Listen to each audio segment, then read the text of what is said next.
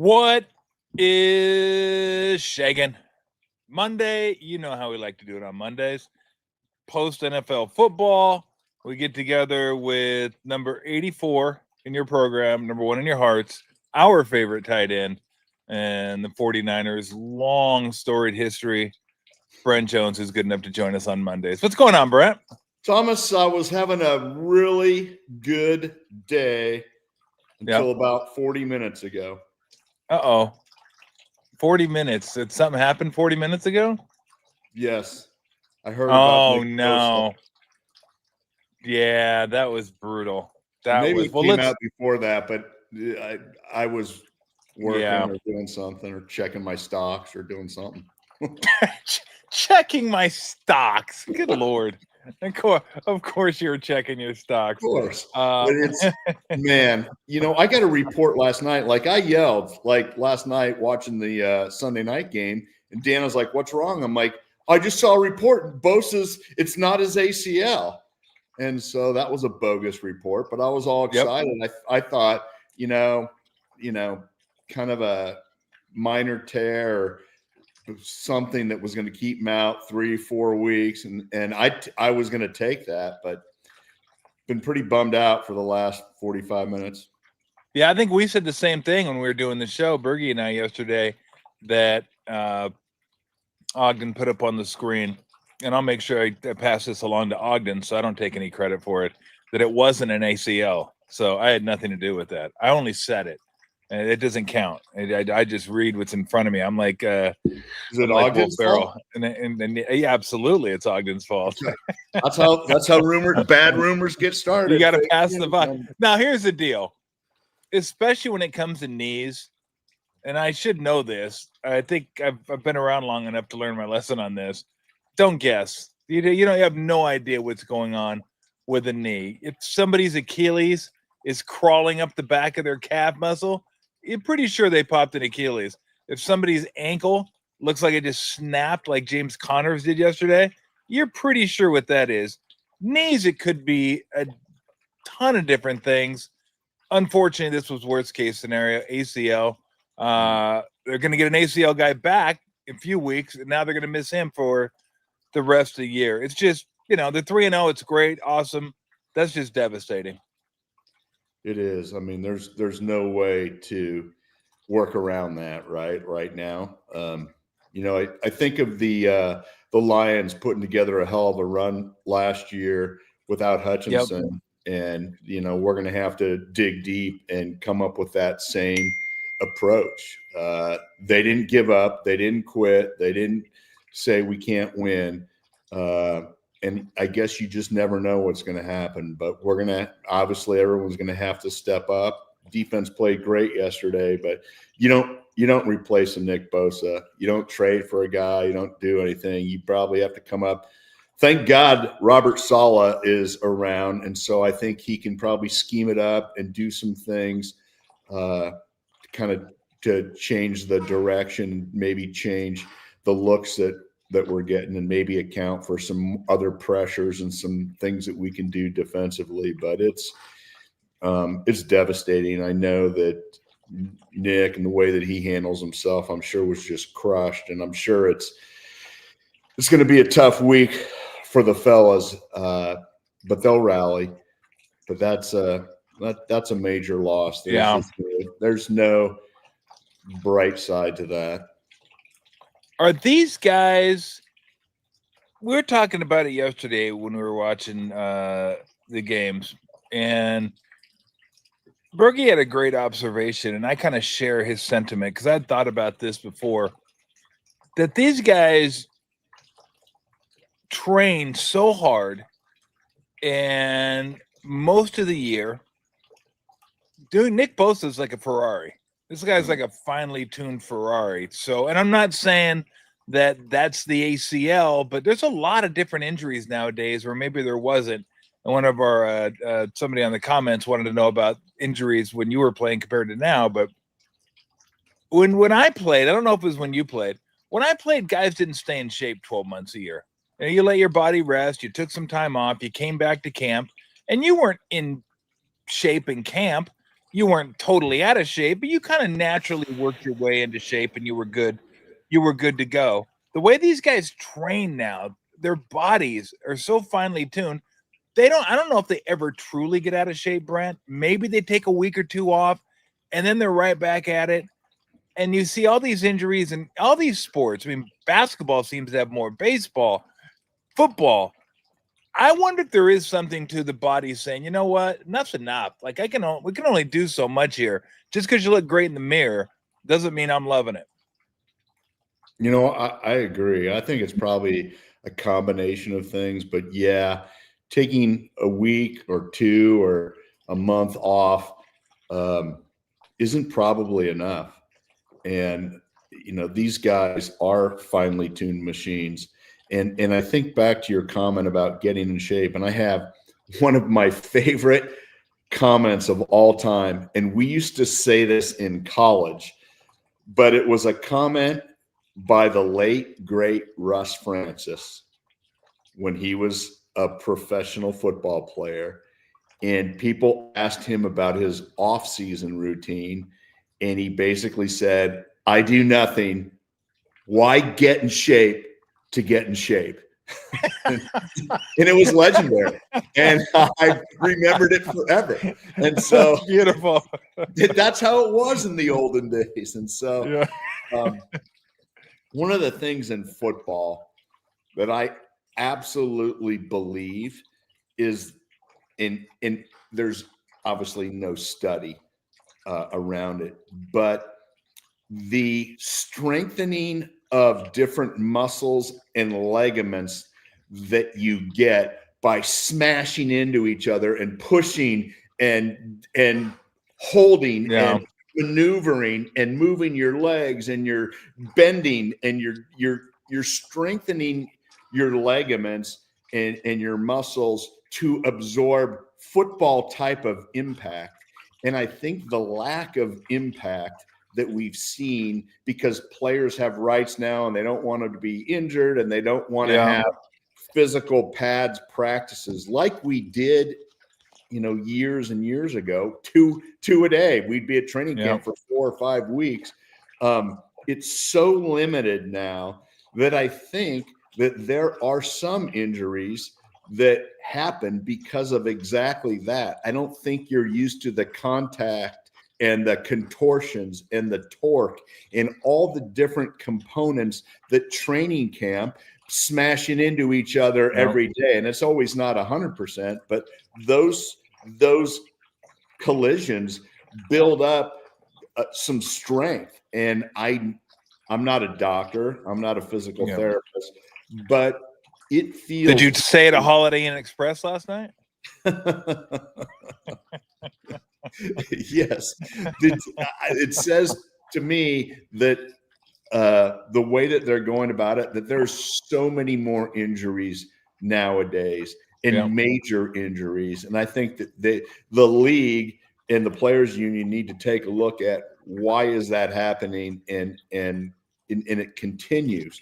And it's been that way for a few years, but it feels that way significantly for the last few, for sure. Yeah. It seems like in our quest to limit injuries, we're increasing injuries. Yes. And it's like, it's bass backwards is what it should be. And look, players love the fact they don't have to work as hard during training camp. I mean, you know, we didn't go that hard when we were in the NBA, but we did 2-a-days. I mean, hell, now they don't even go 2-a-days. Like, I want to go 2-a-days. It's like, days. Yeah, 0 days. They don't practice. Like, Brent, you would be shocked at how many times an NBA team practices during the regular season. Really? I mean, it's a joke. I would say from the time, because they got games 3-4 nights a week, I would say full practice, 6 months, full practice. I mean, maybe 15 tops. Wow. Maybe. It could even be less than 10. I'm talking like getting everybody out there and practicing. It just doesn't happen because your stars are resting. You go 3-on-3 with some of the younger guys. It's just, I mean, it's like Whatever. And I see guys popping ACLs all the time. Man, I mean, in the last couple years, Lillard popped his ACL. I think Tatum did. I think Halliburton did. We know KD did a few years. It just, it just seems like I'm seeing more injuries. And you can't tell me these guys aren't in better shape than the athletes of the 90s. But better shape how? Better shape like as in looks? Like you get in the mirror and you look? I mean, Nick Bosa, it looks like a statue. I mean, my God, the guy's incredibly just ripped. he is. It's 2 ACLs now in his career. So, again, could be happenstance, but it just, and again, we could be totally wrong. It just seems like there's more injuries when you consider like all the sports, and there's less training going on in all the sports. Yeah, there just didn't seem that, there'd be little things, but I didn't think that there would be major out for the season injuries that much back in my day. You would rarely play a team where, one of their stars is out for the season. You might get a guy banged up, but I could never, we played against the Cowboys all those years. Nobody was ever out for the season. All their key guys were healthy every game we ever played them. So I'm sure there's data. I'm sure there's people analyzing it, but it's just, it's a frustrating thing. Tom, in 95, we were playing a game and I completely did my ACL. I came to the sideline. Our doctor looked at it. He just shook his head. And he said, "We'll get an MRI tomorrow." But he said, you've done your ACL. And, went to get my knee was loose. I mean, it was all over the place. Overnight, my knee tightened up. I went to the MRI and he said, "I can't believe it. It's not torn." What? And they thought I'd be out 2 or 3 or 4 weeks. I put a brace on. I played the next week. What? It was unbelievable. Our doctor said, "I've never seen anything like this. Like you did your ACL." Like how does that even happen? Huh? Did he have an explanation at all? No. Wow. I've never heard that before. It was wild. Yeah, 95. So I played the next week against the Panthers, and I mean, literally, like the papers were writing, I'm out for the year. It was wild. We need some of your fairy dust on Nick Bosa's knee is what we need. Yeah, man. All right, so because we're obviously gonna get into the game and everything. What kind of challenges does this present to Saleh and the way he kind of is able to do what he does and how he goes about doing it? Yeah, so I think it's going to have to be more moving chess pieces around than just putting in a body. Bosa is such a disruptor that you can't just always single him. You have to account for him. You have to chip him. You have to have, the back looking for him as well. And so whoever replaces him is going to be a one-on-one guy. So you don't have to account for whoever replaces Nick Bosa right now, unfortunately. So that's number one. The pressure that he gets upfield is just remarkable. I just sat and watched him yesterday early on and watched him like 4 or 5 plays, and he's just jamming his guy back every single. I mean, it's just outrageous. It's like a locomotive. So that pressure where the opposing quarterback has to step up almost all the time from his side, unless he's got a double or there's a back chipping him, is something we're not going to have that same amount of. So we're going to have to figure out ways to get more pressure. We have a couple young guys in the secondary. Nick Bosa is just what the doctor ordered when you have a couple of young guys in the secondary. So we're going to have to figure out ways to manufacture pressure, whether that's stunts, whether it's more blitzes, whether it's more Upton Stout coming off the corner. Whatever it is, we're going to have to be better at disguising. And not only are we going to have to create pressure, we're going to have to give the illusion of pressure. And so, all those things. Like I said, was so thankful for Robert Saleh yesterday because our defense has been pretty dang good. And yesterday I thought they were great. Yeah. At multiple times. Their young guys are coming along. Alfred Williams, or Alfred, what is Collins? Alfred Collins. I play with Alfred Williams. I know. I knew that name sounded familiar. All those guys. We're starting to see some. CJ West. All these guys are starting to become really solid at the line of scrimmage. They're understanding their role, and so it was pretty cool to watch. And so we're going to have those guys continue to progress, and we're going to find some more guys on the outside.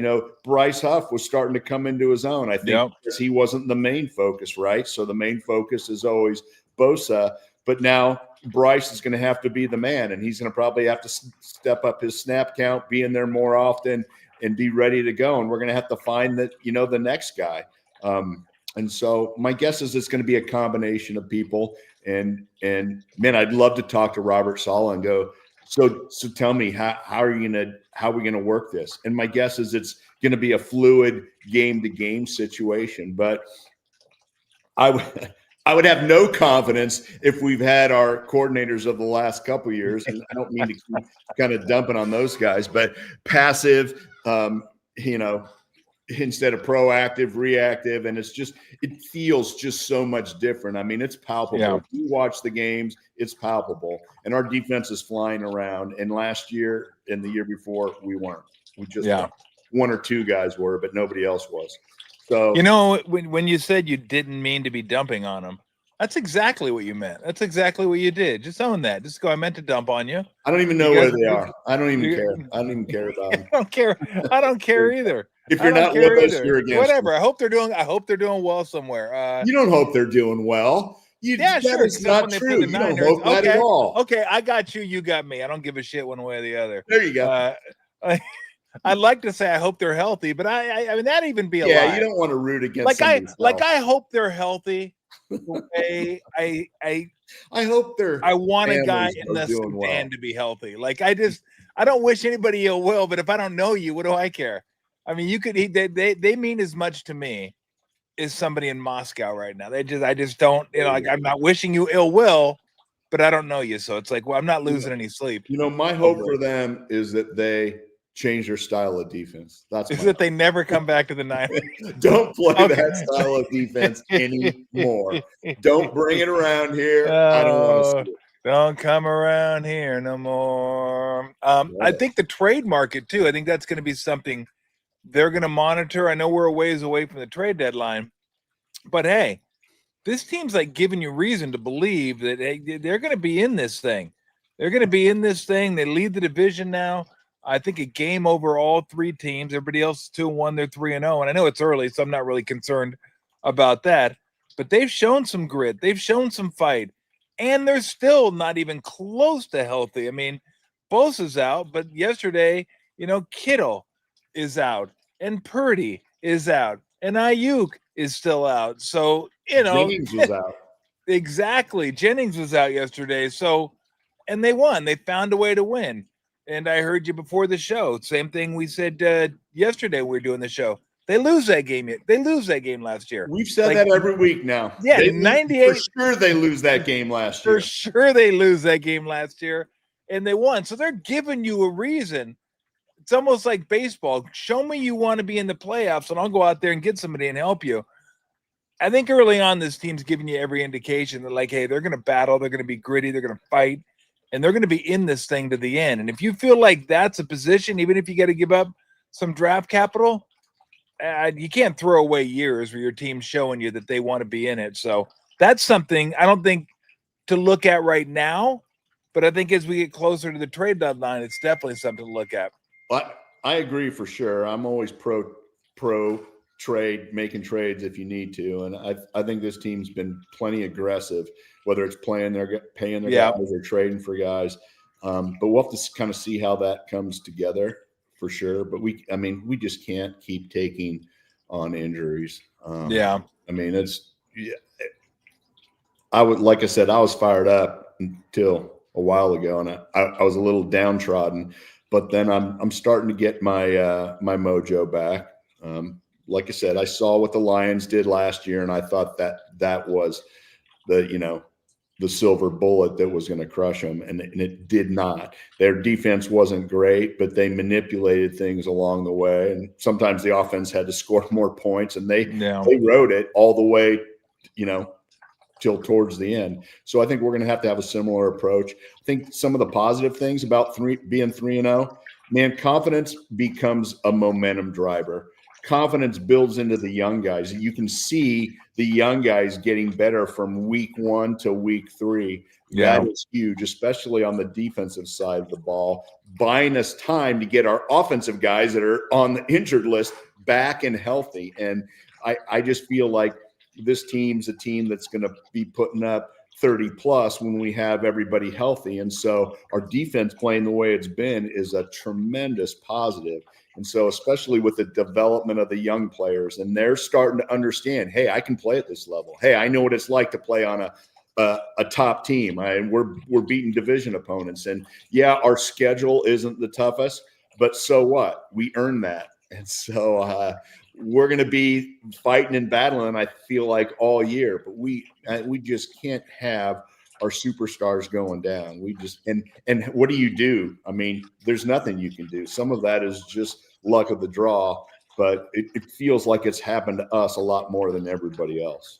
Sure does. Yeah. And look, they could be 1-2 right now. Easy. I think they had we could be panicking.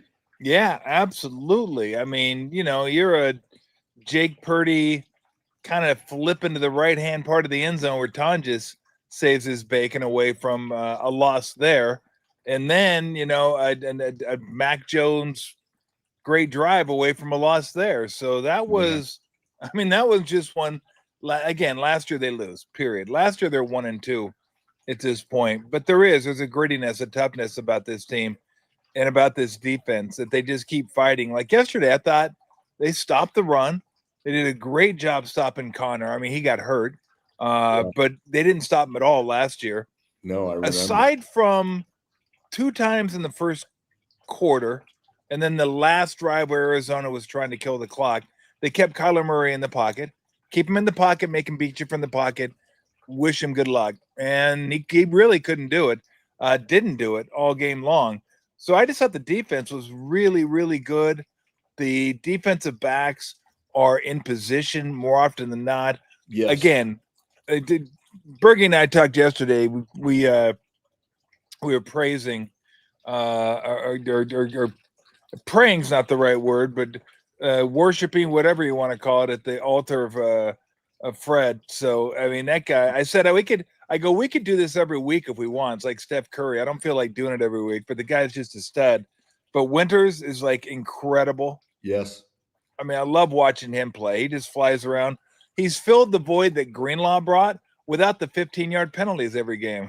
Yeah. Which is I will say, nice to have. I mean, he feels like Greenlaw out there, doesn't he? Just the way he's flying all over, and just his pursuit angles and his aggressiveness, his speed.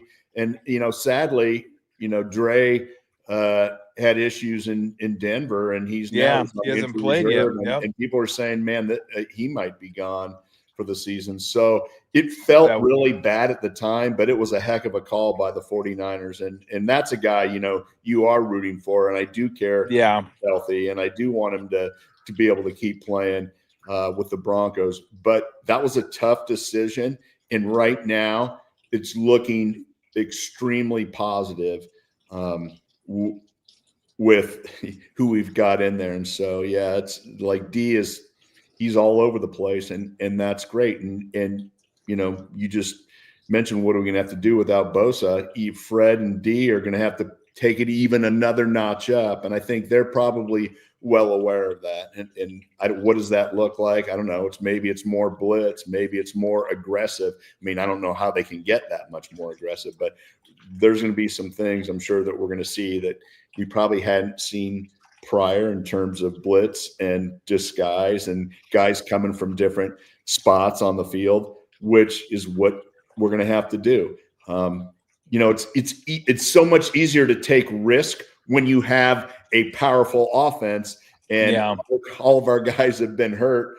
But speaking of that, Mac Jones has done pretty dang good. He's been fantastic. You and Bergie think about Mac's play. I thought he was fantastic. I really did. I think, look, Bergie said it was the best investment they made during the offseason. He said, what a great investment that was. A quarterback. I mean, that's exactly. I mean, so exactly. But hey, you get a guy who started games in the NFL, guys who's had some success in the NFL, fits well into this system. He had the one errant throw, and I don't think the decision was bad. I just think the throw was bad. I think it got away from him. I agree. He probably had to wait maybe one more step. Yeah, he threw it high and too far out. Yeah, and man, I was like, nah! And the guy made a pretty good play on the ball too. But the throw to Pearsall on 4th and 2, how great was that throw? I'm not as it was in the air. I was like, ooh, because I'm always just get the first down, just get 3. Yeah, I know.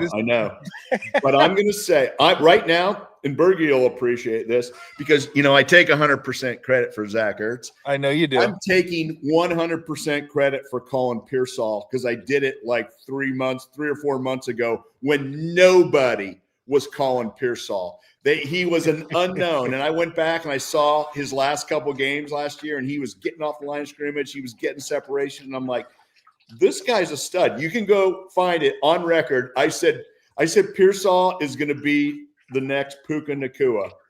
And that is freaking taking a shot right there, baby. So I'm driving the Pearsall bandwagon. Okay. Anyone wants to hop on, they can. But I have my stake in the sand. I did not hear one human being calling Pearsall is going to be the guy. And he's looking like a number one. He is. Out, and he's getting it more and more and more each game.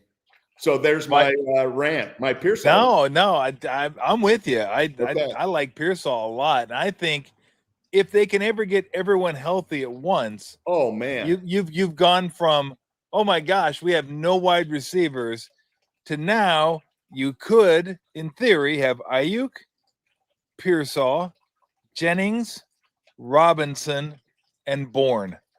Like now you have now you've gone to an overabundance of we have maybe even too many, but you're never gonna have too many. But like they're gonna start. Robinson comes back this week. I would imagine Ayuk's probably sometime in October, maybe early November. Not sure what Jennings' status is going into this week, but yeah, it did. And then Purdy comes back. So and then Kittle. I forget about Kittle. Kittle will be back. I mean now you're starting to cook a little bit. Now you're cooking, and that's the beauty of being 3-0 and not 1-2. And I don't want to forsake and say, hey, we can afford to lose a game or 3. It's the wrong mindset. It's the wrong way to approach things.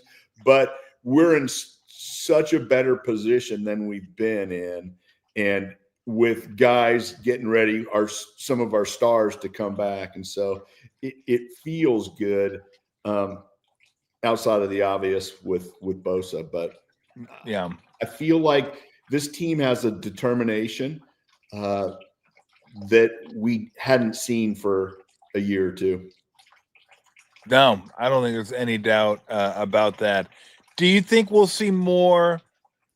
I'd like to see more Robinson Jr. next week. He had the one really nice carry yesterday. I think it was a 19-yarder around the right side. Yeah, look, as much as they want to get the ball to Christian McCaffrey, I'm okay with that.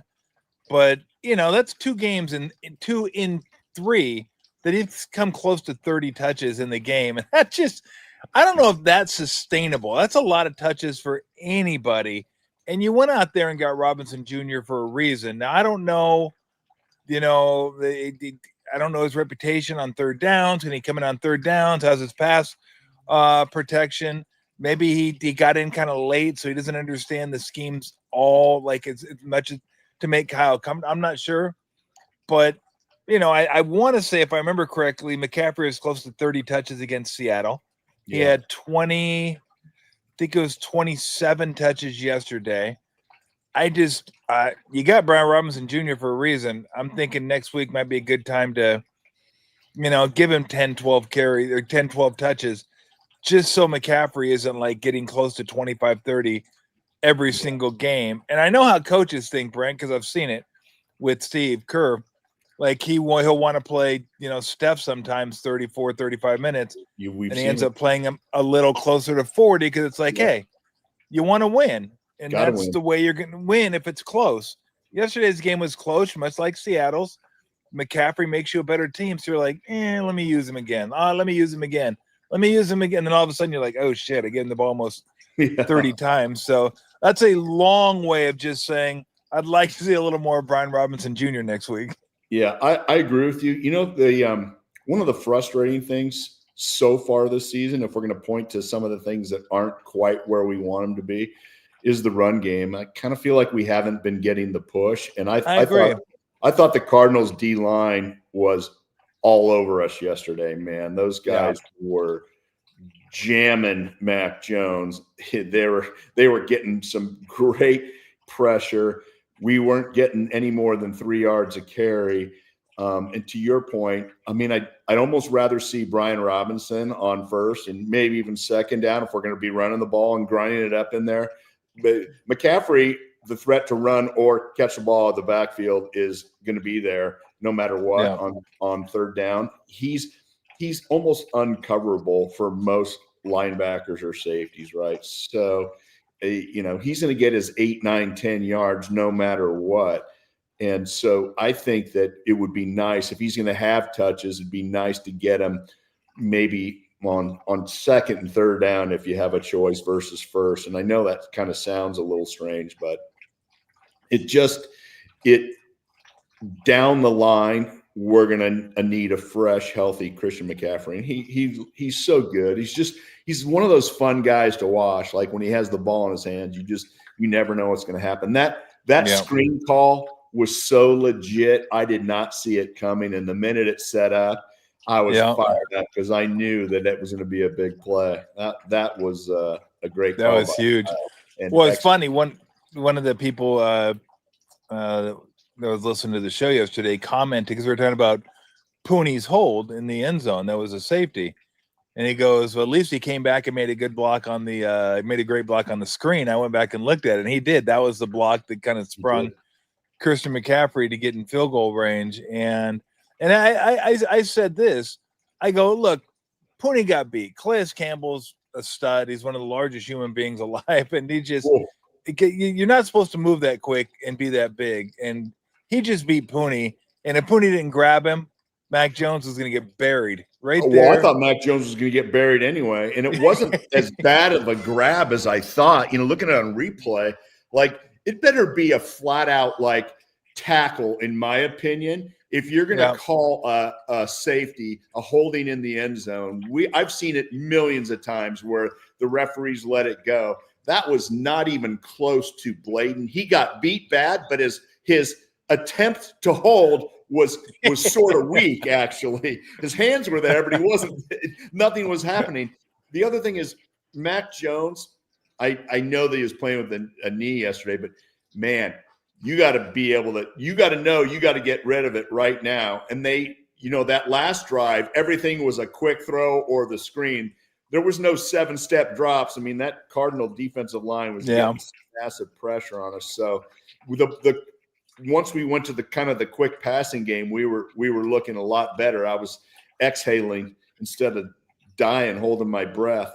But good call, Calais Campbell. Yeah, that's brutal. It's a brutal place to have a 5-step drop back, and it looked to me like Mac Jones was kind of caught off guard and maybe he was that it happened so fast. But man, you got to get rid of it. And he's not moving anywhere quickly, especially with kind of his knee. But I wasn't even thinking about his knee being banged up. I was just thinking, well, he can't. He's kind of slow anyway. And man, but I thought that was a questionably weak call to give another team 2 points in a close battle without it being just a flat out tackle or hang on to like a blatant hold. That was a weak ass hold, if you ask me.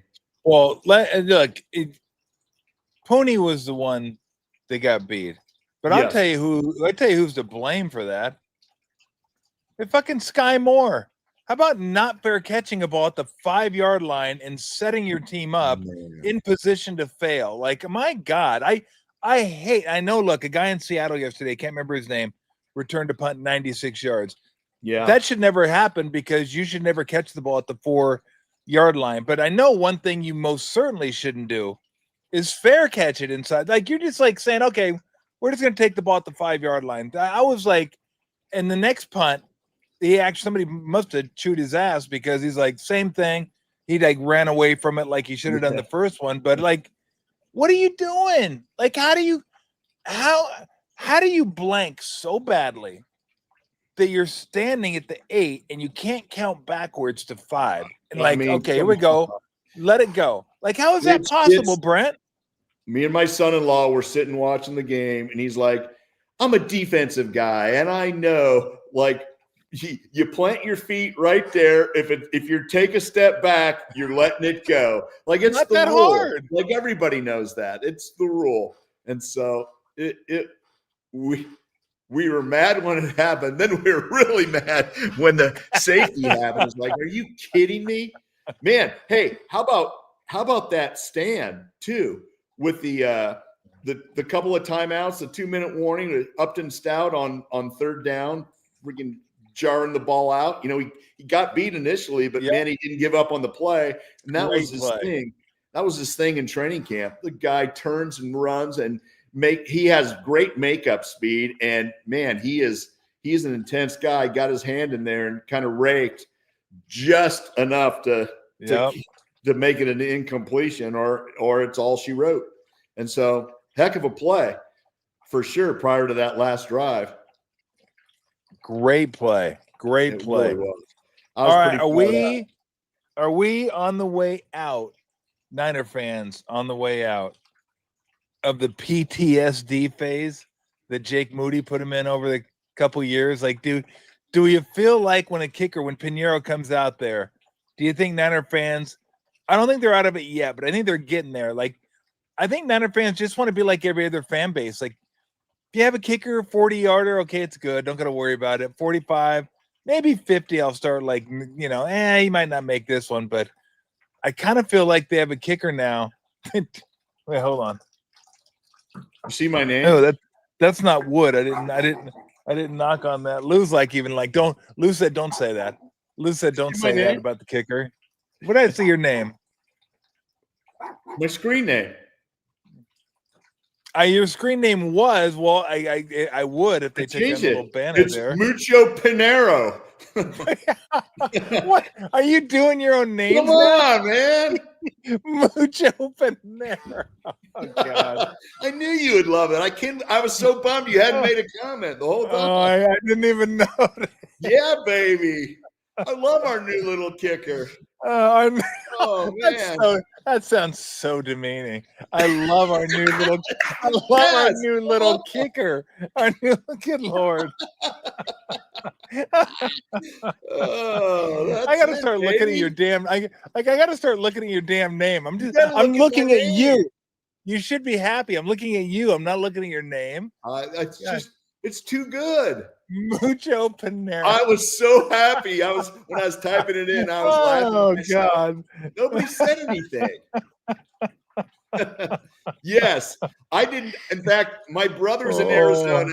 He became a Cardinals fan, and man, they thought they were going to win. And I sent the text like, so sorry, before he made the field goal. And I was like, oh man, I probably shouldn't have done that. But I was feeling so good about the drive. Like, it wasn't Moody. So I was like, sweet, we're in. We're in.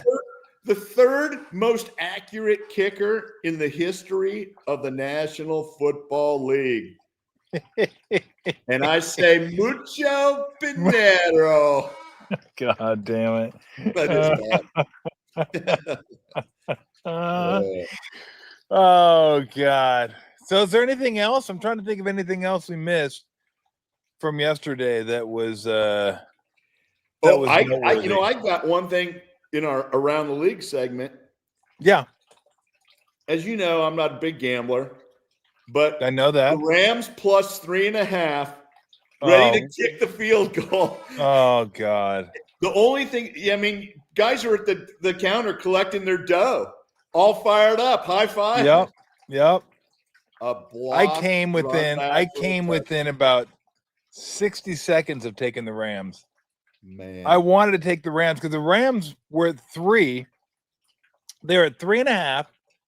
Then it went to 3 for most of the week. I'm like, I want to see if it gets to 3.5. So it got to 3.5, and then it got to 4. Really? 4 points. I go, I should take that. I go, I don't know. I don't want to bet against the Eagles. Eagles usually find a way. So I didn't. I took another game. I took a game that I won, Pittsburgh, that I should have lost. Pittsburgh had no business winning that game. They were not the better team on the field. Let's put it that way. Neither were the Eagles. The Eagles might not have been either. I'm worried about the Rams a little bit. Now the Rams are pretty good. Yeah. But yes, that's an all-time Hall of Fame bad beat. That is unbelievable. Not only are you leading most of the game, you're in the money the entire game.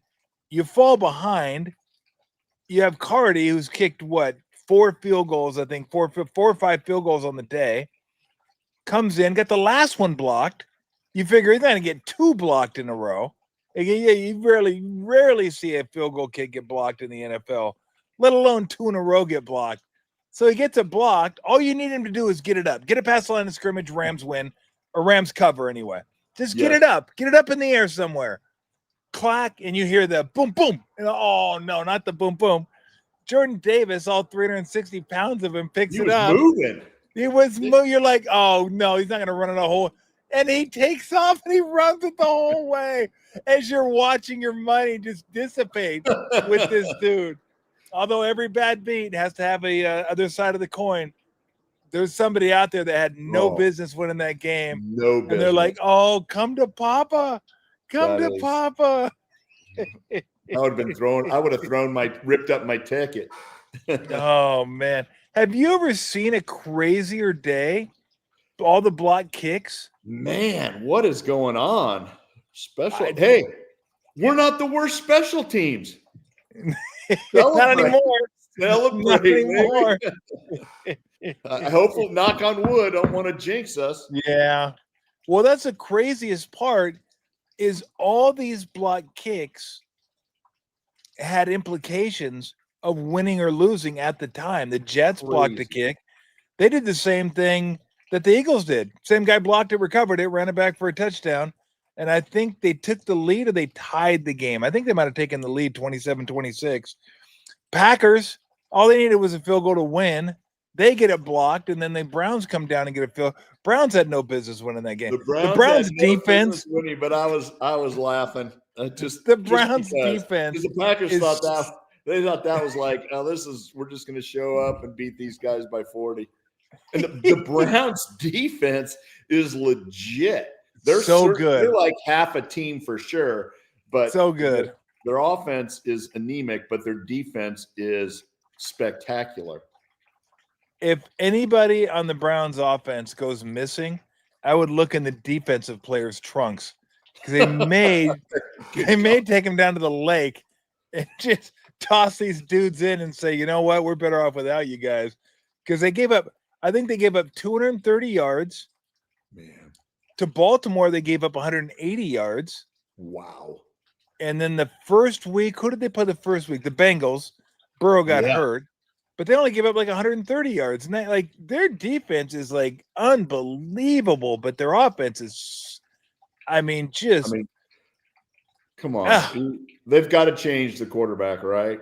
Like, what do you have to lose? I guess maybe go with Gabriel because, look, Flacco can do it. If they play against a team that doesn't have a very good pass rush, then I think Flacco can, do the whole statue routine. I agree. Because he can connect. When he gets a little bit of time, he still knows what he's doing. But he can't move. You know what he looks like? You know how when they toppled the Saddam Hussein statue and it just went like this? That's like that's Flacco.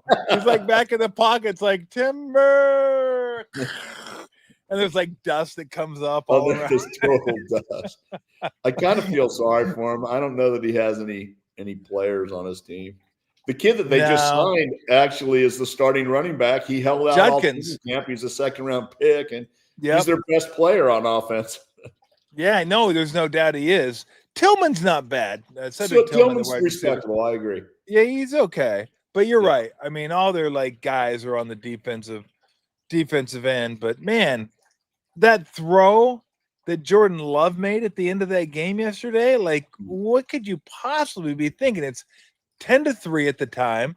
He throws a pick at like his own 35. They return it down to the 5, get a touchdown. If you just don't turn it over, just like kneel on it 3 times and punt it, you're going to win that game, and you didn't. Like, you can't do stuff like that. I know there's some regression in some of these. Wow, these guys have arrived quarterbacks, and so you still gotta be the man for 3 or 4 years before you're handed over the title of you're a franchise quarterback. Totally agree with you. Jordan Love is on that list. CJ Stroud is on that list. He went from all this guy's incredible to I don't know. About Trevor Lawrence I don't know if he was on that list. Incredible. On that list. Jaden Daniels might be on that list. No, he's definitely on the list just because he's only been there a year. Like, when people, I kept saying this when people kept asking me about Purdy. And I go, give him a year or so. Let's just watch him progress. You're going to have your ups. You're going to have your downs. How does he bounce back from a bad game? Do the defenses figure him out? And because I remember the first game he played was a Dolphin game. And I just thought, God, the poise of this guy, last pick in the draft, comes in, just owns it. Just looks like he knows what he's doing. But still, you got to see it. Somebody's like, what do you think now? I'm like, give me some time. What do you think now? Give me another 3 or 4. What do you think? Give me another 4 or 5 games. So we got to halfway through the next year, which made it about 18 games. I was like, okay, this guy's legit. He's seen everything. And now he's proven like he's a legit dude. But you can't go, like, it can't be a year. Can't be a year and go, oh, this guy's incredible. Wait, watch him take off. We've seen far too many examples of it. Carson Wentz was much better as a rookie than he was going forward. Jameis Winston, Marcus Mariota. We mentioned Lawrence. We mentioned Stroud. We mentioned these guys. Then you get guys going the other way, right? You get Baker Mayfield, who just looked like he was heading this way, and then bam, he's like unbelievable. So sorry, we can't give you the information when you want it. Sometimes in sports, you just got to wait and just kind of let it play out. And with quarterbacks specifically, but I don't know. I watched Lawrence play yesterday. I'm like, this guy's not very good. And then I was like, he might be better than Stroud though, but Stroud's not very good right now. Man, I thought Stroud's rookie year, he was spectacular. He was spectacular. Like, I thought, wow, this guy is legit. But you know what? Give coordinators a year to figure out how to confuse a guy and how to disguise things and how to blitz in certain packages. And man, they end up stifling a lot of these young rising stars, before they even hit their stride. It's super interesting to watch.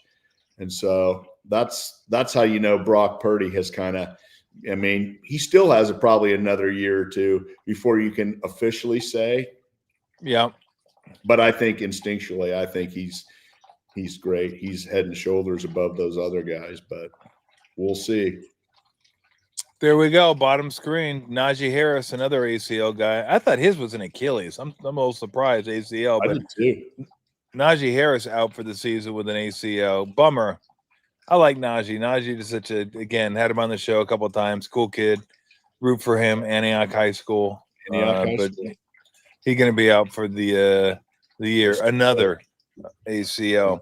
So, speaking of Trevor Lawrence, Niners got the Jags coming in this week. And look, I said 3-1 be happy, take it, and move on. But after watching the Jags yesterday, they most certainly should be thinking, look, let's clean this up too and go 4-0. Maybe if the Rams or somebody else lose, we can extend our lead in the West a little bit. I mean, it's crazy to think next week will almost be the quarter pole. We're about 23% through the season, and that is crazy to think. I mean, you just keep building that margin for error, right? 4-0, you give yourself a little more cushion and a little more cushion and a little more cushion. So when you do have one of those games that everything seems to go wrong, that fluky things happen, you have the bad turnover, maybe a bad call, maybe bad this. Look, it's only one game. You're like building equity right now, man. You're like 3-0, and if you can get the win against the Jags, and there's something – I don't know, that Jags defense is great. Played pretty good yesterday, but – again, I'm not as Stroud's been brutal this year, I think. But the offense, something's going on there. Trevor Lawrence was only 50% yesterday. Brian Thomas Jr., I saw him run a couple routes yesterday. The ball's like 5 feet from him. I don't know if he's running the wrong route or he had one really nice catch at the end. He did have one really nice play. About 40. And I know because I'm on my fantasy team. Dude, let's go. Can you give me 10 points? I mean, you're a first-round draft pick. But there's something funky going on with that offense. So this is one I think the Niners should be able to get. I agree. Just watch out for ETN and make sure Thomas doesn't run free. But if he does, the ball could still be 5 yards away from him. But I've watched him a couple weeks, and it's like I don't know if they're not well coached or if their players aren't good, but they don't seem in sync. Hopefully this week they don't get in sync. But Trevor Lawrence is up and down, and he makes bad he's too old now in the league to make bad decisions like he does. And so I'm not seeing it. And I kind of want him to be good, but he just hasn't been. I had him last year on my fantasy team, and I was throwing stuff at the wall. So I already know. Speaking of which, I don't have him on my fantasy team. I hammered him week 1, and he came back and lit it up week 2, Russell Wilson, and then he was as miserable as ever yesterday, and I'm back to calling for his head. We didn't talk about it last week when I was wrong, but now that I'm right again, let's talk about it. He was god-awful. That was a brutal game to watch for 2 quarters, maybe even 3 quarters. But I had two of their wide receivers on my fantasy team. All I needed was like 10 points total, and they got like 4 total. Oh, you have neighbors too? Yes. Yeah, I do too. Unbelievable. Brutal. I mean, watching him just fumble around back there, inaccurate. Takes too much time. It just it's sad. Can we get Jackson Dart? Unless Jackson Dart just doesn't know what the hell's going on. They don't want to put him out there to fail. What do they have to lose? They're horrible. Come on. That coach's got to be on the hot seat. I would think Dable is, yeah. Although, you know who I picked up on the waiver wire in fantasy? Who? The most exciting player in the NFL, Cam Scatterboo.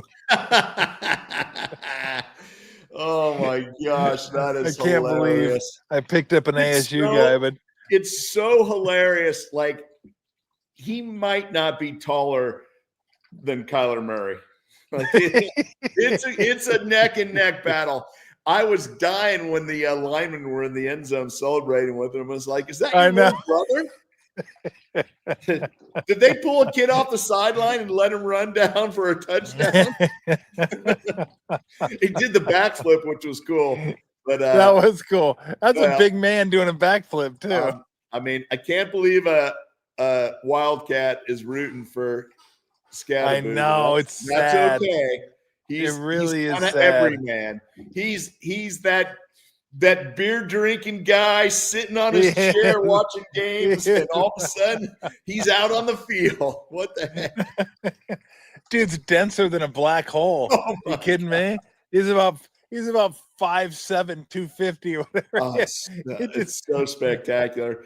It's like they took somebody who was 6'5", 270, and just went and just like pushed him down. His tenacity is like no other. Like he is gonna go. And that was fun to watch. I have to say that part. Outside of Russell Wilson.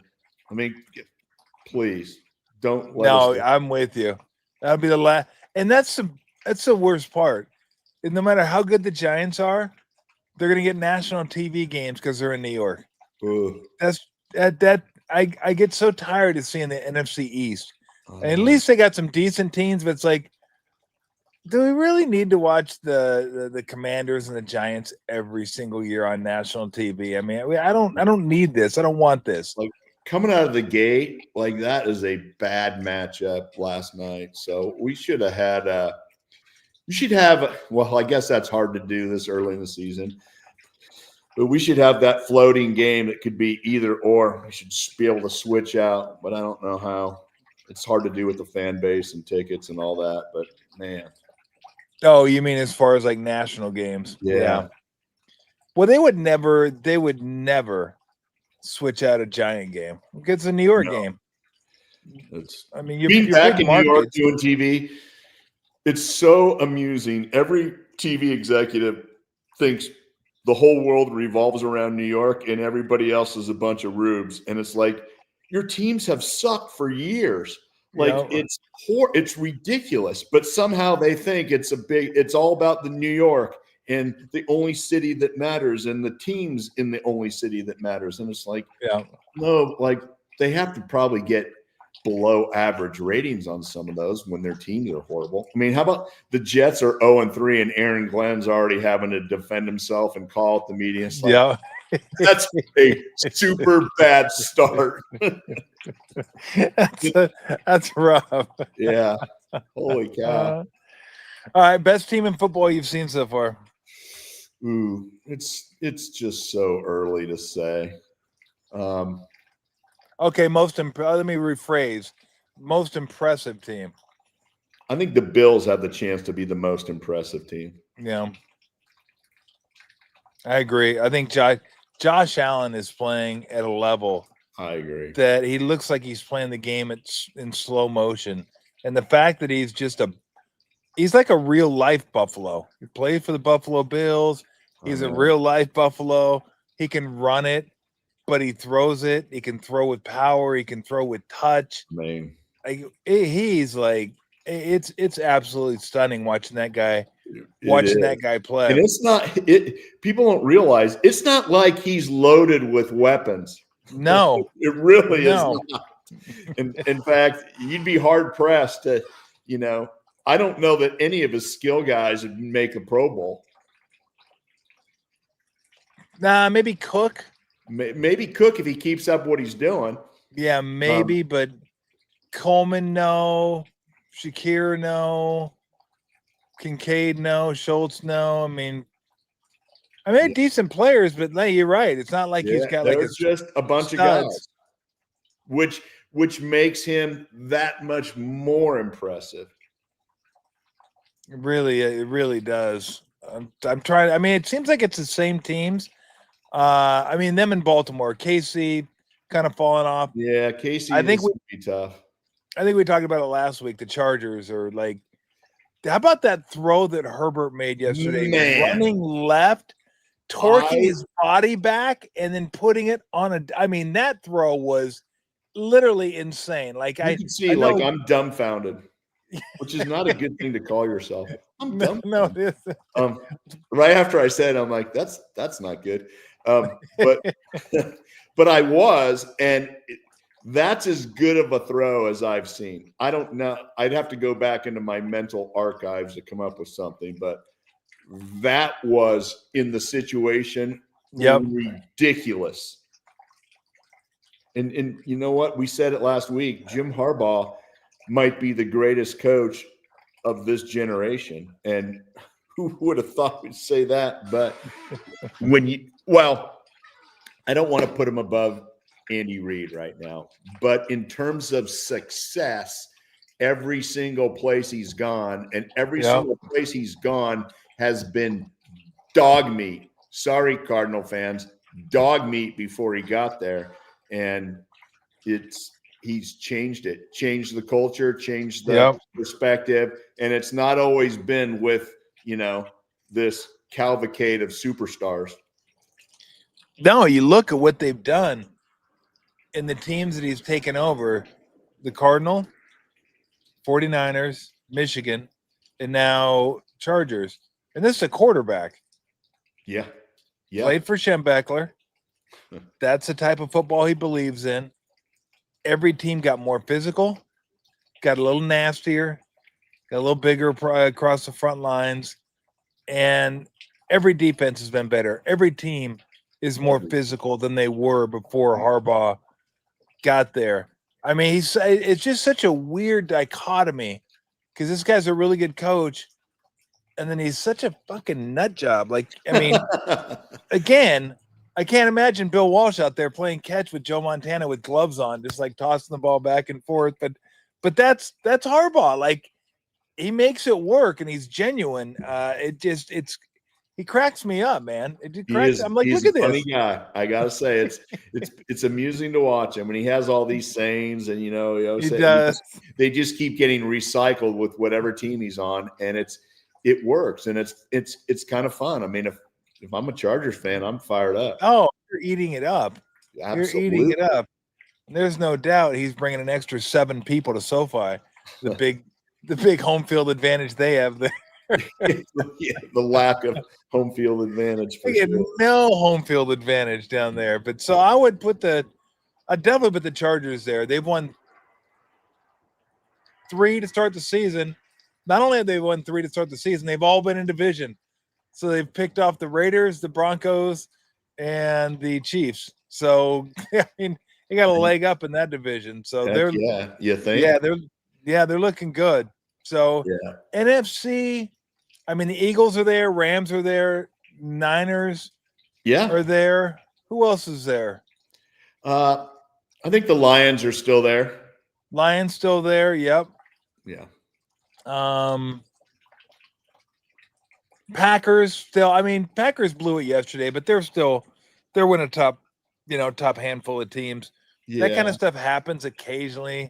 I mean, the Commanders were pretty good. The Commanders are playing with expectations, but right now they don't have a running back, so I think that's problematic. Yeah. All right, let me ask you this: what's the most because that loss was, I don't want to say inexplicable. I mean, they were 7.5-point favorites, so it wasn't like they're monster favorites and lost the game. But everybody expected the Packers to beat the Browns. Yep. And they're up 10-0. They look good. Things collapsed on them, and they end up losing 13-10. Can you remember the most inexplicable loss you had as a Niner? One that at the end of the game you're just like, what? How did that happen? Yeah, we played the Falcons in was it 91, and I think we lost on a Hail Mary at the end of the game. And it's the freaking Falcons. Like, we'd smack the crap out of them all the time. That kept us from going to the playoffs that year. We were 10-6, and we might have been. Steve was hurt for 4 or 5 games. We came back, and at the end of the year, we probably were the best team in the NFL, and we didn't get in the playoffs. And so I remember standing there like, what the hell? Just how did that even happen? Like, we lost to the Falcons? And it was like a stupid, crazy Hail Mary type of deal. And that was it. The other inexplicable one, and it was a blowout, was when we lost to the Eagles in 94. Signed all these free agents, and Steve lost his mind on the sideline. Yes, he did. Which is spectacular. I love bringing that up. That's so good. I saw highlights of it in the last week or two, and he was like ranting and raving on the sideline. It made me kind of laugh. I almost sent him a note, and I'm like, I just won't forward on him. But were you part of the contingent that had to pull him away from Seaford? Yes, you were. Oh, he was ready to go. I mean, what would happen if we didn't pull him away? Like, would he have gone up and like wrestled him, or was he going to throw a haymaker on him, or like, I don't know. Can you imagine Steve doing that? The price of admission right there. We should have pretended to hold him back, but let him go. Should have. He wouldn't have done nothing. He wouldn't have done nothing. But he was. I don't know that I ever saw him like that any other time. And so maybe he was unhinged enough to really go at it with George. Would that be outrageous to see a player attack his head coach? I always figured it'd be a wide receiver and not a quarterback. But McKelsey maybe almost attacked Andy Reid the other night. Yesterday. Who would be? So we're thinking about this. I've never asked you this. Who was? Maybe when Mike Silver was on, we were talking about this. Who would you take? Or what seed would these guys be? And we could even go all time on this, but we concentrated on this year's coaches. If it was an NCAA tournament, what seed would you place on the coaches? Like we said, Mike Vrabel's a 1. Mike Vrabel's a strong 1. I don't know that we had a lot of coaches.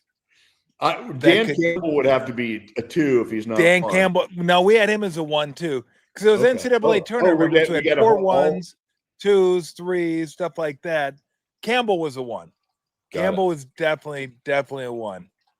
I think we had NFC West was I think Gannon was a 10. I think Kyle we had maybe a 7, 6, 7, somewhere in the middle, somewhere. McVay was Harbaugh. Would Harbaugh 8. Be a 5 seed? Harbaugh's a 3 or a 4. Okay. Because he played. He's probably 6'1", 6'2", crazy. Yeah. No, if he was a little younger, he'd certainly be a much higher seed. Yeah, I think his brother's probably down lower, What about Mike Tomlin? Tomlin's 2 or 3. I think I was going to say he's a 2. D'Amico Ryan's a 2. Oh, yeah. No, he could D'Amico be might even be a 1. He might be a 1. Yeah, I think so. Might be a 1. Give me Andy Reid. Andy Reid's big, but getting a little older. Andy's probably a 9, 10. You think he's a 12 seed that could upset a 5? Get a sucker punch and lay on I think Mike McDaniels, he's a 16. I was gonna bring him up. Yeah, you got to be a 16, maybe a 15. He's definitely a 16. And I don't think he's Maryland, Baltimore County. I don't think he's upsetting anybody. Can you imagine McDaniels versus Vrabel in the first round? Oh, that would just be a sheer pummeling. That would be brutal. That'd be a rough one. Up with this stuff. Yeah, you and Mike Silver had it all plotted out? No, because I was thinking you were talking about him and Seifert going at it. And I was thinking, God, I think Steve could take Seifert. But what if it was Ditka? Yeah. Oof. Steve wouldn't be taking Ditka. Nope. No. Did I ever tell you my Mike Silver story? No. He was outstanding. So Silver's around us forever, just like Brian Murphy was. They were young scribes hanging out. They were our age. So for the most part, maybe not everybody, but at least I was friends with those guys. So Silver gets the big Sports Illustrated job. Now he's a big shot. So we don't see him all the time. So to amuse myself and others, every day we'd eat lunch. Me, Steve, Harris Barton, maybe a few other guys would eat lunch in the defensive meeting room. And to make things just a little compelling, I'd always pry open the door just a little bit, and I'd fill a cup of water and put it on top of the door. Because you never know who's going to walk in, and if you do, it's not good. No one's happy. Wow. Except we're all laughing at you.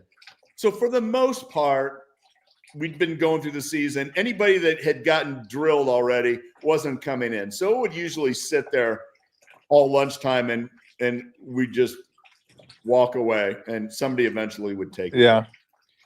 So Silver hadn't been around for a while. So he comes bopping in like with a coat and tie. Bam! Crushes him. And we're laughing so hard, and he's enraged. Now, Silver never gets mad, but he was enraged. Like what? What's wrong? You're Mike Silver. Like, you laugh at stuff like that. He was pissed.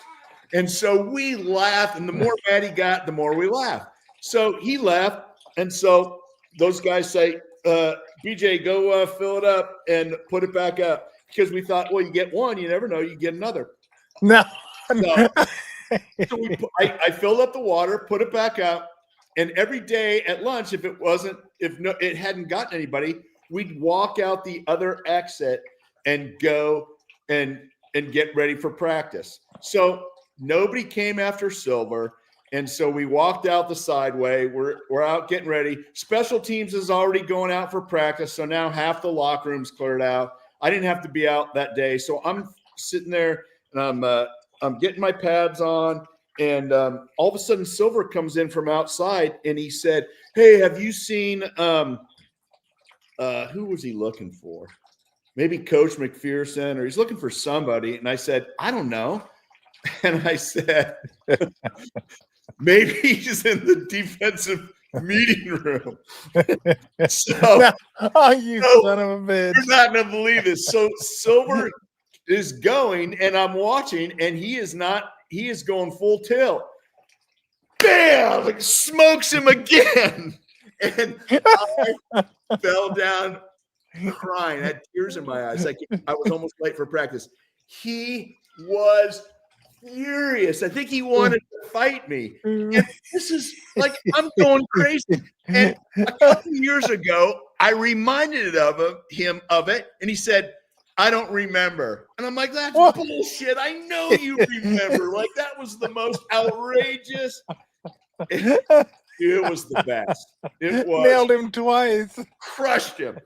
Suit and tie, like Mr. Sports Illustrated, soaking wet as his mop top's all like watered down and looking sideways. He looked like, Greg Brady after not having his hair done. And it was Craig awesome. Brady. It was awesome. Oh my gosh, that is great. So I told you we're going to wrap it up here in a sec. I told you that I owed you an explanation because you thought I was trying to out-hat you. You were going to out-hat me because I've had sweet hats on every week. And I've had sweet hats. You come on the show and you got this hat. And I'm like, what is that? And you said, I'm not going to tell you yet. So here's the thing. So I'm sure a lot of people are probably looking at it saying, why is Tom wearing a Dodger color hat? Because it is definitely Dodger colors. It's Dodger blue. It is. And everyone that listens to the show knows that there's no affinity between me and the Dodgers. Absolutely. They might like me. I'm not sure, but I don't like them. But I got this hat, and it's still a pretty sweet blue. You got to admit. I got this hat, and I'll show you what's on the hat. And if you're a Dodger hater, which I assume most people on this listening to the show are, I mean, if you want to say screw Tommy Lasorda, screw Steve Garvey, you can even go screw. It'd be hard to do this one. Sandy Koufax. That's a rough one. You want to pull that one. But hey, he wears Dodgers. You want to screw Clayton Kershaw? I love Clayton Kershaw, but he's a Dodger, so I get it. Screw Shohei, Mike Piazza, whoever. You get all these guys, but you can't say screw this guy. So this is the hat that I got. And can you read it? It looks like it says NIA. Oh, okay. I get it. I've never seen a Vin hat. That is spectacular. I saw it on Baseballism. So I was like, I saw this hat. I was like, oh, that's a sweet hat. And then while I was there, I picked up this sweet Major League t-shirt too from the movie Major League. So I got that. But yeah, like I grew up listening to Vin Scully. We all did. In fact, he was the one that called the game where Dwight Clark had the catch. He was on the call. People remember him from baseball. Vin did golf. Vin did football. He did all kinds of stuff. So I saw the hat and I go, that's a pretty sweet hat. And you can hate the Dodgers all you want. You can't hate Vin Scully. I mean, Vin Scully was just a national treasure when it came. His stories were legendary. The way he could weave in and out of a count and just keep the story going while the game's going as well was incredible. Like, I would watch Dodger games sometimes just to hear Vin Scully. That's how good he was. So when I saw the hat, I go, that's a pretty sweet hat. I'm going to get that hat. So there you go. That is so great. Okay, why we're talking baseball, because I do love Vin Scully. Grew up loving baseball. I'm getting on the plane. I was in San Jose for 2 days, getting on the plane back Friday afternoon. Older gentleman in front of me sits in the window seat. I'm sitting on the aisle. He asked, I'm kind of looking at my phone. He asked if he can put his bag in the middle where you kind of can't put your feet. And I said, hey, sir, whatever you need, that's fine. And so I was not paying attention. I was sitting there. And so I'm probably sitting there for 15 minutes, reading my emails, text. I'm not even looking at the guy next to me. Pilot comes on and says, hey, we've got satellite problems in Dallas. All the air traffic control is down. And I'm like, you gotta be kidding. Because I know this is going to be disastrous. And the guy next to me yells, vodka, give me 16 vodka cranberries for everybody in first class. I kind of started laughing. And I look, your guy's sitting next to me. I've been sitting next to him for 20 minutes. And sitting right next to me was Mr. October. No way. I said, Reggie? And he goes, yeah. And I go, my name is Brent Jones. And he goes, yeah, effing 84. I was psyched. And I sat and talked for the next hour and a half. I talked to Reggie. I asked him, I said, Reg, I was the biggest fan. Like, I saw you at the stadium, Oakland Alameda County Coliseum, when you were number 9 with the A's. And he laughed and he was telling stories and he was asking about this and that. And it was the best hour and a half that I had. And then the pilot came on and said, we're delayed 5 more hours. And I'm like, all right, Reg, we're out of here. Wow, what 5 hours? Guy. What an awesome dude. Like, I loved him. And I can't tell you how much I hated Reggie Jackson. Oh, come on. When I was he was the great player, when I think of course. Of clutch, I think of Reggie. I really do. Dude, when he stuck his ass out against the Dodgers in the World Series, you should have hated the Dodgers. You should have. No. This is before I hated the Dodgers. Oh, okay. I grew up going to Dodger games. My grandpa would take me to Dodger games. And then as I got a little bit older, it became easier to go to Angel games, and the Dodgers traded away everybody, and I started losing. I still like Fernando. Fernando Valenzuela was, he was funny. Fantastic. So we used to go to Angel games all the time. So anyway, I've probably been an Angel fan since 80 and lost my Dodger fandom probably in the early 80s. But don't you remember when Reggie stuck his ass out against the Dodgers? I do. And I hated that. I was like, dude, you can't do that. What about when he came to the Angels? No, that was cool. When he came to the Angels, that was awesome. Like, I love that. He hit his 500th home run against the Kansas City Royals. This will really test you here. Do you know who he hit his 500th home run against? Don't tell me. Dan Quisenberry. Nope. Dang it. Starter.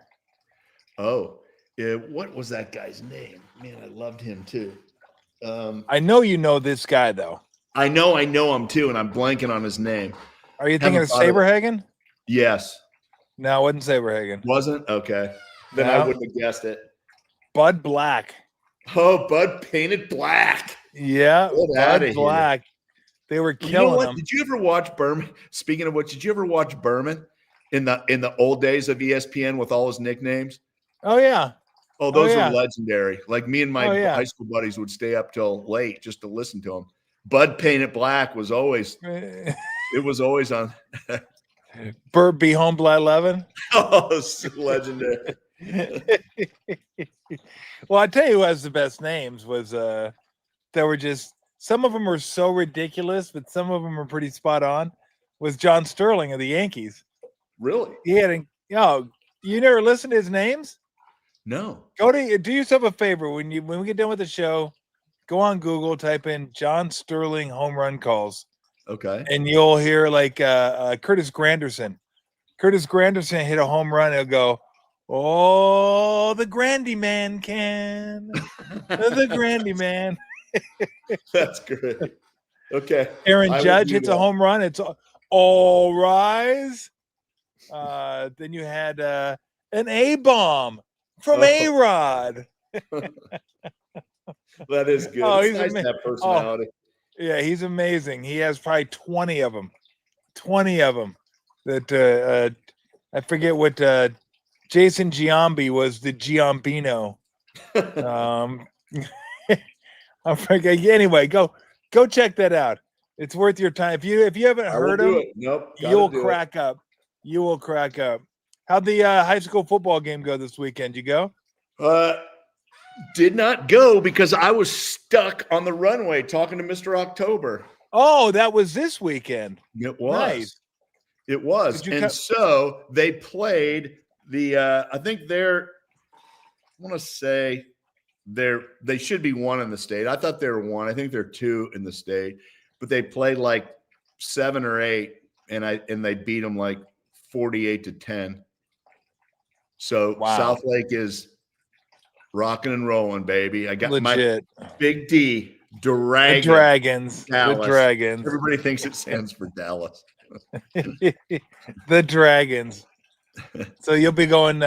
So why go to games then if they're beating everybody like by 38? Like wait to the playoffs. You know what? Actually, that's been my strategy the last couple of years, but you got to go and support the guys. Nah, not really. Yeah, at least when it gets a little cooler. It's been semi-cool. So weather contingent. I'm there. Weather. Old man. Weather. I mean, well, you moved there, so you knew what you were getting into. I take it all on. You knew what you were getting into. I did. 100%. So, all right, I appreciate the time. All right, time brother. to go. I don't know what the hell. What are you doing the rest of the day? I'm gonna do nothing. I'm gonna crack open a book. I'm gonna try to enrich my mind. You are? Yeah. I'm gonna listen to John. I try to keep the brain cells clicking. I'm gonna get ready for Monday. I'm gonna tailgate. Get ready for Monday Night Football. I may. I'm not gonna tailgate yet. I may go back and watch the first half of the Illinois-Indiana game. I wanted the Indiana. Wow! How about the Hoosiers? Yeah, the Hoosiers are a football school now. That Signetti, the coach they got, I think they got him from James Madison. That dude can coach. Dude can go. Just ask him.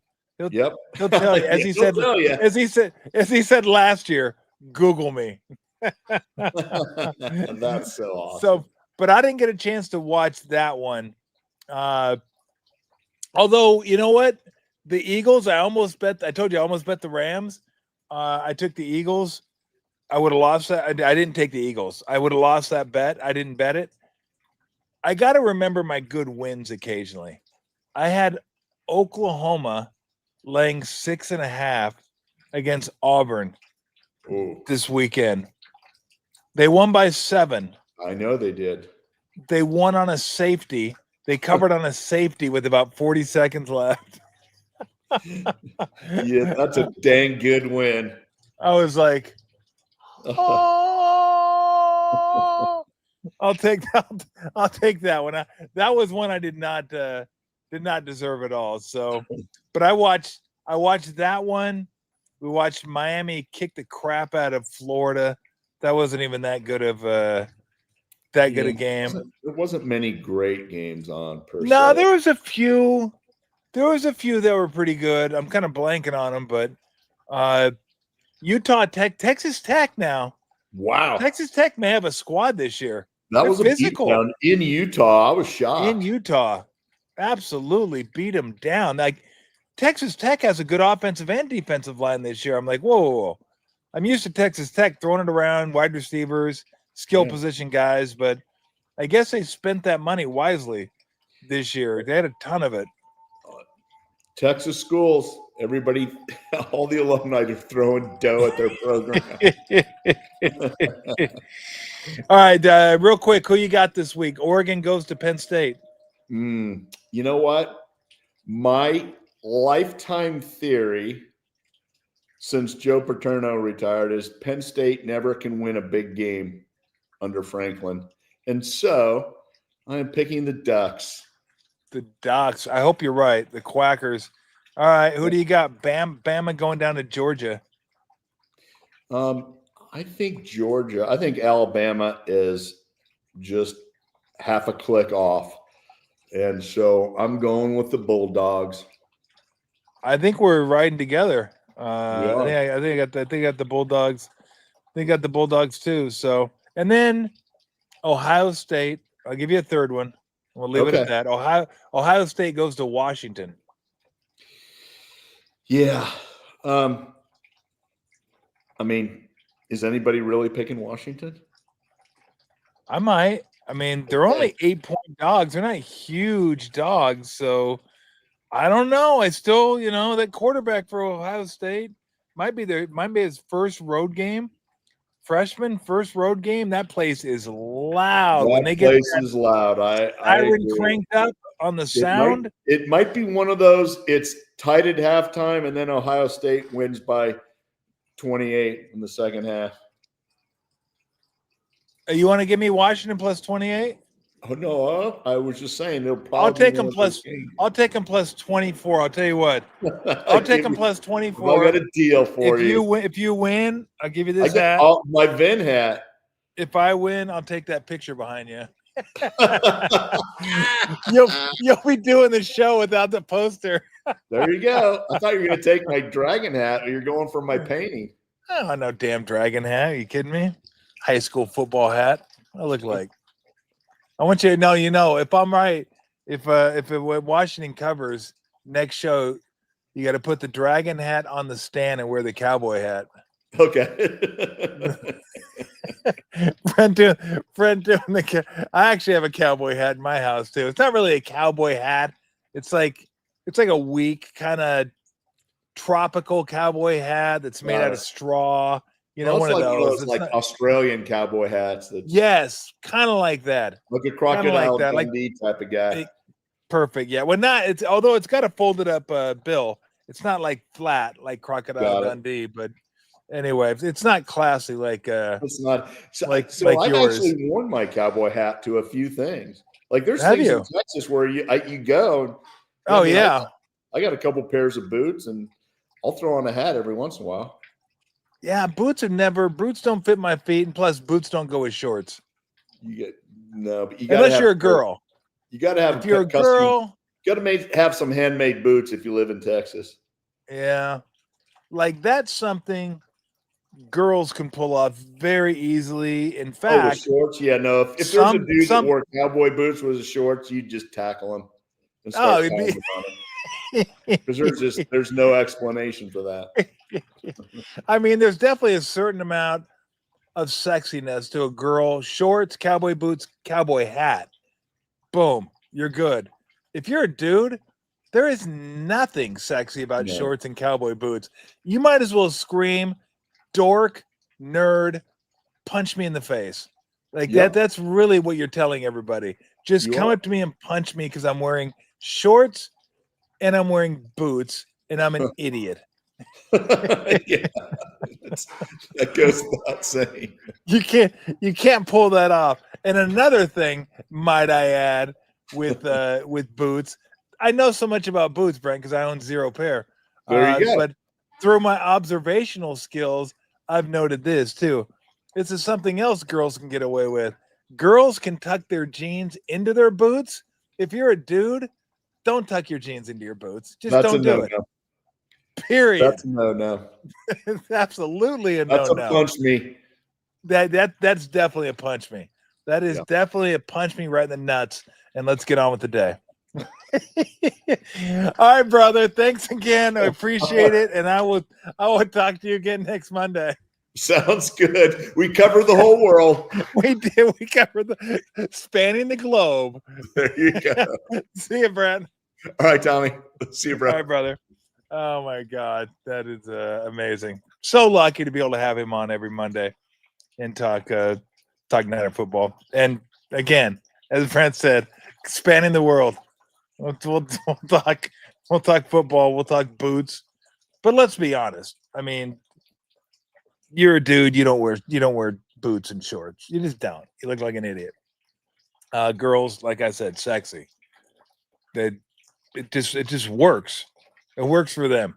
Doesn't work for us. So I might have to go to the site again. I like this hat. I like the Vin hat. Be cool if it was in angel colors, but then he didn't. They didn't call games for the Angels. So what are you gonna do? He only called games for the Dodgers for like 60 years. Amazing. Just a classy dude. Amazing broadcaster. Maybe the greatest broadcasting storyteller of all time. He's just something special. So I saw the hat, and as an ode to Vin Scully, I thought, you know what? I'm gonna get that hat. I like that hat. And then I go on, get the hat. I'm like, hey, wait a minute. They got a major league shirt in there. That thing's sweet. I love the movie Major League. 2, not so much. 3, Major League Back to the Minors is like, please. Are we doing this? So anyway, all right. We get to, if you want a comment or two, I can do that. Oh, it better be quick though. It's Lou feeding time. I don't think any of the teams could be able to be denied there. Blah blah blah. Yeah, I mean, look, I can't say that. It was like playing the game. Who could win, the Warriors or the Lakers of the '80s? All the rules are different. Everything's different. The game's totally different. So you can't compare teams in 2025 against teams in 88 or 94, 95. You just can't, because the game's totally different. So both really good. Niners won the Super Bowl, so it's hard to say they couldn't compete today, but who knows? No, I'm not wearing boots. No, I'm not going to go buy boots for a Halloween costume. Boots ain't cheap. So I got the mask. Where's my mask? I had the mask. Did I take it inside? Somebody must have took it down. Oh, Lori was sitting out here. I could see where Lori probably not real thrilled with the mask. Fantasy football team won this week. Well, you know what? I might have just jinxed it. If David Montgomery gets 37 points tonight for the Lions, I'm going to lose. That would be a travesty. And that would be a classic moment teaching me a valuable lesson. Don't say you won until you won. And I didn't play him, but I picked up Scatterboo, so I'm excited about that. I got Scatterboo. I wasn't really happy. Ja'Cory Krosky Merritt. I mean, he had like 10 points, big deal. He scored a touchdown, but dude, is that guy gonna play? I was super bummed. He's like McNichols, Rodriguez. Can we get this guy in the game? So my running back situation's a little unsettled. I need Brian Thomas Jr. to pull his head out and start doing something. And Malik Neighbors, I really need Jackson Dart to get in there. This whole Russell Wilson thing's chapping my hide. Is the NFC West going to be the toughest conference this season? It might be. It's pretty good. Let me just kind of cruise. Let me see. NFL standings. We got the Bills, Patriot, nap. Bengals, nap. Colt, nap. Chargers, Raiders, Broncos, Chiefs, strong. Eagles, Commanders, Cowboys, Giants, not really. Packers, Vikings, Lions, Bears. That's still pretty good. I would say this: NFC West, AFC West, and NFC North are the three toughest. maybe 3 more weeks, you can kind of figure that out. But I think the AFC West is pretty darn good. The Chargers are really good. Denver is good. I think Chiefs are better than they've shown. I think Raiders are still decent. And so, anyway. All right, I'm going to get out of here. I got to go feed that. She's like, hey, please. We're like 40 minutes past schedule now. So, I appreciate it. Thanks for stopping by. Wednesday, we'll have something for you. May have a guest Wednesday. May not. We're going to see. Still kind of working on that. So, thank you for joining the show. I really appreciate it. Stay hydrated. Going to be a hot one out there today. Going to be even hotter tomorrow. So hydration is the key. Take it easy, everybody. See ya.